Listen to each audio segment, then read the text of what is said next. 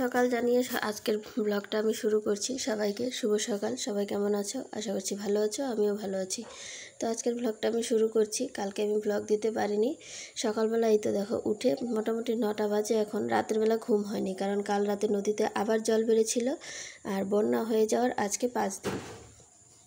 তো 5 দিনের মাথায় এই তো আমাদের ঘরের চালটা শেষ হয়ে গিয়েছিলো, তো যেখান থেকে চালটা দিয়ে গিয়েছিল সেই চালটাই আজকে রান্না করব। তো এই চালটা ধুয়ে আমি ভাতটা বসাচ্ছি। আর আমাদের রান্নাঘরটা এখনও পরিষ্কার করা হয়নি, কারণ আমাদের মোটরটা ঠিক করে এনে আজকে লাগালো। তো আজকেই রান্নাঘরটা পরিষ্কার করব। আমাদের রান্নাঘরটা তো নিচু, তো রান্নাঘরে জল উঠেছিল। জল উঠে একদম পলিকাতা দিয়ে অবস্থা শেষ, দেখতে পারবে তোমরা। তো এই তো আমি এই যে আমরা যে ঘরে থাকছি সেই ঘরেই গ্যাসে অল্প অল্প করে রান্না করে খাওয়া দাওয়া করছি। তো সকালবেলা আলু সিদ্ধ ভাত করব। আর ওইদিকে মা বিছানাটা গোছাচ্ছে, আর একজন বড় মা এসেছে, কথা বলছে। মানে সবার বাড়ি থেকে আমাদের বাড়িটা একটুখানি নিচুতে, নতুন বাড়ি যেহেতু হঠাৎ করে চলে আসা হয়েছিল এখানে, বাড়িতে মাটি ফেলা হয়নি, সেই জন্য অনেকটা নিচু বাড়িটা। তো আমাদের বাড়িতে জলটা বেশি হয়েছে, তো সেই কারণেই রান্নাঘরেও জলটা হয়েছে। রান্নাঘর আর গোয়ালঘরে জল উঠেছে, থাকার ঘরে জলটা ওঠেনি। মানে আর একটা সিঁড়ি বাকি ছিল, আর 5 মিনিট অন্তর জলটা বাড়লে একদম ঘরে ঢুকে যেত জল। তো যাই হোক, আমি ভাতটা বসালাম। ভাতটা বসিয়ে এখন এই জিনিসগুলো ইসে করে তারপর যাব বাইরে, দেখি মা ওরা কী করছে। তো এই তো বাইরে এসে দেখি আমাদের যে ধান ছিল অল্প কিছু রান্নাঘরে বারান্দায় ধানের ডোলে, তো সেই ধানগুলো মানে নষ্টই হয়ে যাচ্ছে বলতে গেলে।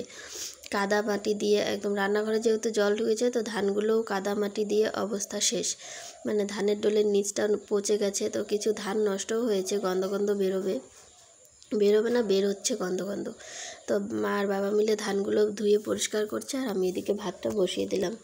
আর এই যে দেখো আশপাশে যে মাটি ঢুকেছে আমাদের, পলি মাটিটা তোমরা দেখতেই পারবে কীরকম একদম আঠালো একটা মাটি, কোনো জিনিস পড়লে টেনে তোলা যায় না। তো যাই হোক, মা বাবা ধানগুলো পরিষ্কার করছে, করুক, আমি গিয়ে ঘরের কাজগুলো সেরে ফেলি। থাকতে যখন হবে, খেতে যখন হবে, তখন কাজ তো করতেই হবে। এইটুকু কাজ সামান্য, হাতে কাজই উঠতে চায় না, কোনো কাজ করতে ইচ্ছা করে না।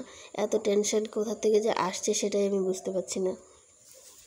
মানে টেনশন হবারই কথা। এত ধান জমি নষ্ট হয়ে গেছে, করলার বীজ নষ্ট হয়ে গেছে, লঙ্কার চারা দিয়েছিল সেগুলো নষ্ট হয়ে গেছে, পাটের জাগ ভেসে গেছে। আমাদের তো কৃষি ফ্যামিলি, এসব করেই আমাদের সংসারটা চলে।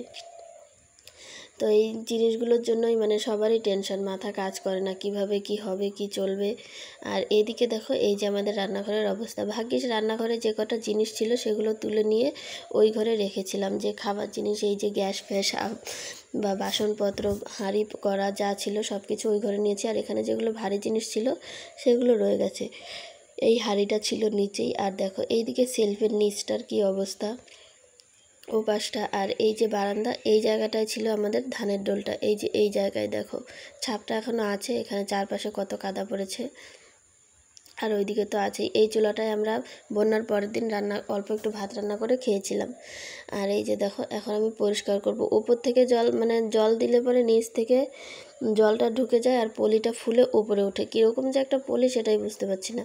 আর এই যে এই কটা শুকনো লঙ্কা আছে আমাদের, এটাও সেদিনকে নিতে মনে ছিল না, ভাগ্যিস ভেসে যায়নি, ঘরের মধ্যেই রয়ে গেছে। আর দেখো ঘরের অবস্থা একদম যা তা। তো যাই হোক, সবটা মানে এত কাদা মাটি, এখানে স্ট্যান্ডও লাগানো যাচ্ছে না, আর ক্যামেরা যে ধরে দেবে সেরকমও কেউ নেই। তো অল্প অল্প করে পরিষ্কার করছি। আর দেখো ঘরের ওয়াল টোয়াল যা তা অবস্থা, সব কিছু পরিষ্কার করছি মা আর আমি।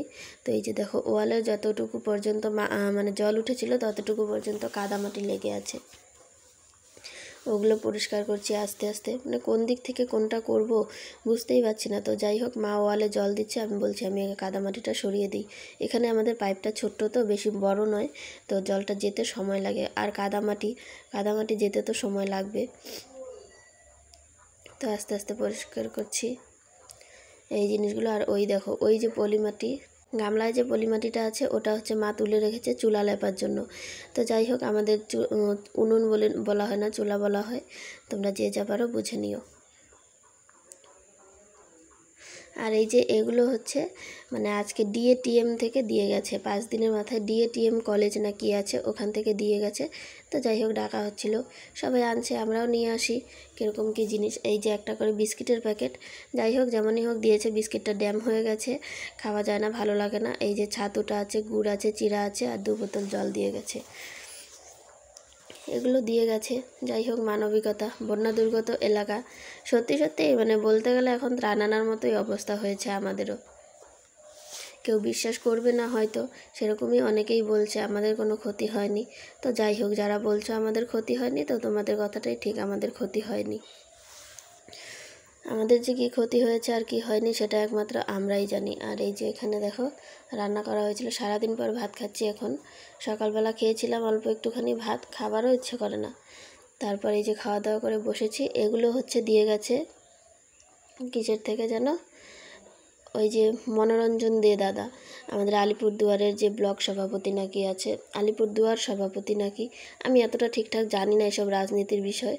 তো এই যে দেখো এখানে দিয়ে গেছে। আর আমি বলছিলাম মায়ের সঙ্গে, তো চাল দিয়েছে, ডাল দিয়েছে, নুন দিয়েছে, তেল, আর আর কি দিয়েছে মনেই পড়ছে না, জল দিয়েছে 2 বোতল।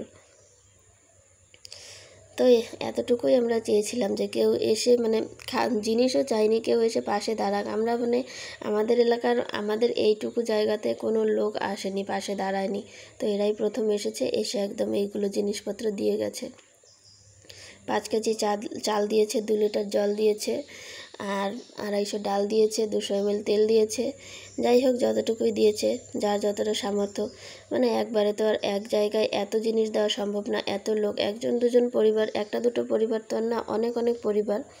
তো অল্প স্বল্প করে যে যতটা পেরেছে দিয়ে গেছে। তো আজকের ভিডিওটা তোমাদের কেমন লাগলো, আশা করছি ভালো লাগছে। ভালো লাগলে চ্যানেলটা সাবস্ক্রাইব করে সবাই পাশে থেকো। এই সময় তোমাদের একটা সাবস্ক্রাইব আমার জন্য অনেক কিছু। তো আজকের ব্লগটা আমি এখানেই শেষ করছি। সবাই ভালো থেকো, সুস্থ থেকো, টাটা।